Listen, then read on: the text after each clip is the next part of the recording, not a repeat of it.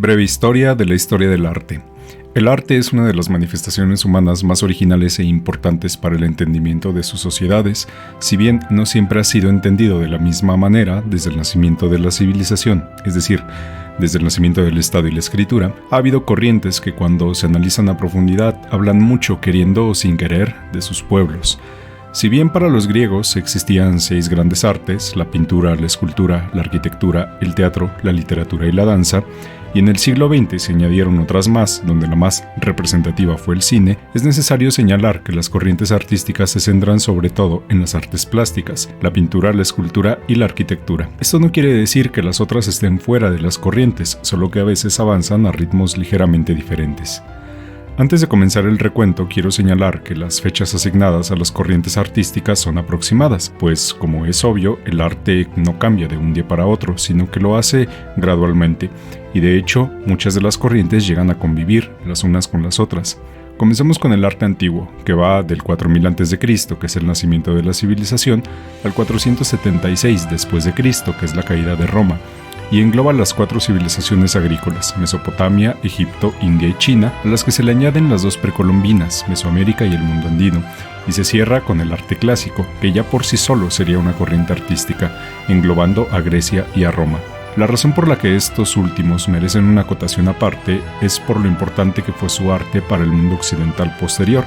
haciendo de hecho regresos triunfales en el Renacimiento y en el Neoclásico, sin mencionar que de hecho sus artes se pueden dividir en 2 partes, la Grecia y la Roma arcaica y el arte clásico, que es el que todos conocemos y relacionamos con ellos. Después llegamos al arte de la Edad Media, que va de la caída de Roma hasta la caída de Constantinopla en 1453. El arte de la Edad Media se divide en Alta y Baja Edad Media,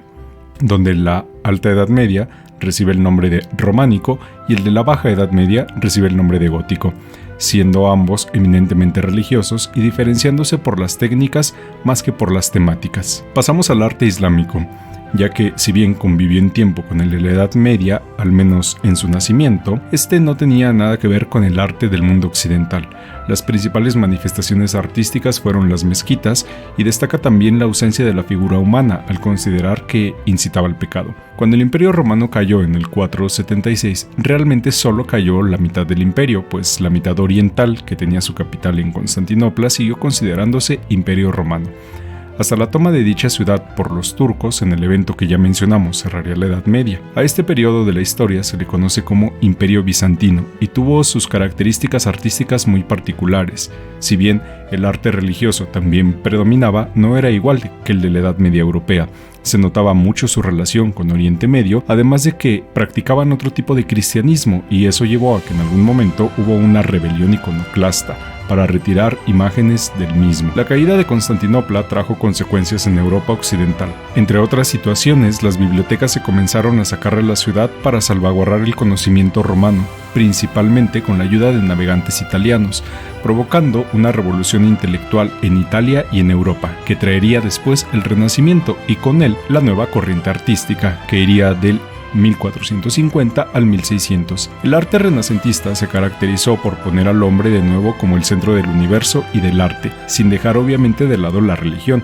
pues aún se respiraba bastante catolicismo en Europa. Sin embargo, este arte retomaría la técnica clásica, sobre todo en cuanto a arquitectura y escultura. Cuando el Renacimiento se apagaba, en Europa se originó un movimiento hijo del mismo, llamado manierismo, que significa a la manera de, es decir, a la manera del Renacimiento, y se le asignó a obras hechas por autores menos importantes que no llegaban al nivel de técnica que tenían los grandes nombres de la anterior corriente. En 1519 hubo un rompimiento con la Iglesia Católica que provocó el nacimiento de lo que se llamó cristianismo protestante y que entre otras cosas renegaba del uso de imágenes religiosas, de ahí que hoy en día ramas como los Testigos de Jehová o los mormones no usen imágenes, pues son parte del protestantismo. Provocó esto el nacimiento de una corriente artística que llevaría a la cúspide el arte religioso, el barroco, que abarca los siglos XVII y XVIII. Se trata de un arte dramático con exceso de movimientos, de adornos, alejado de los temas clásicos y sobre todo de los desnudos que solían aparecer en estos temas. En su lugar se centraba en las decoraciones espectaculares, los claroscuros increíbles, el dinamismo y la expresividad al máximo, teniendo como subcorrientes dentro del mismo barroco al churrigueresco español y al rococó francés, que llevaron aún más lejos la parafernalia y el exceso. Ante el ascenso de la burguesía y la lenta caída del antiguo régimen, el arte barroco iba muriendo, mientras una vez más el arte de Grecia y de Roma regresaba, sobre todo por centrar su universo en el hombre, y nace así a mediados del siglo XVIII el arte neoclásico, arte centrado en los ideales clásicos, la obsesión por el orden, las matemáticas y la ciencia. Con el auge y la caída de las revoluciones burguesas y la consolidación de la burguesía, que pasó de ser una clase dominada a una clase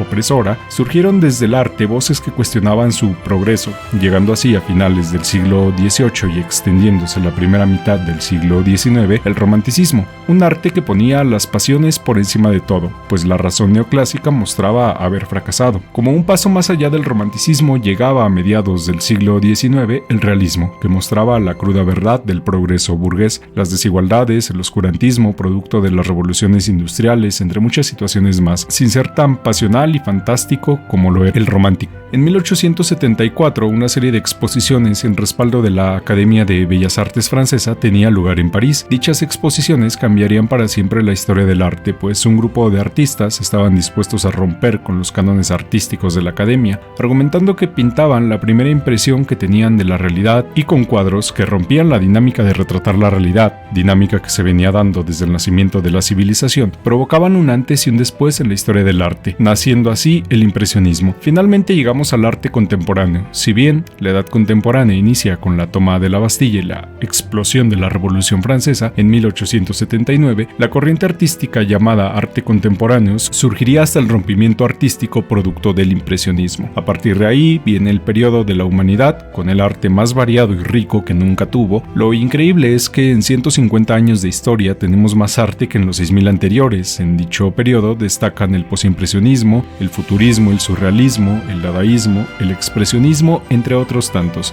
convirtiéndose sobre todo en un arte que invita a la reflexión más que un arte que invita a la admiración.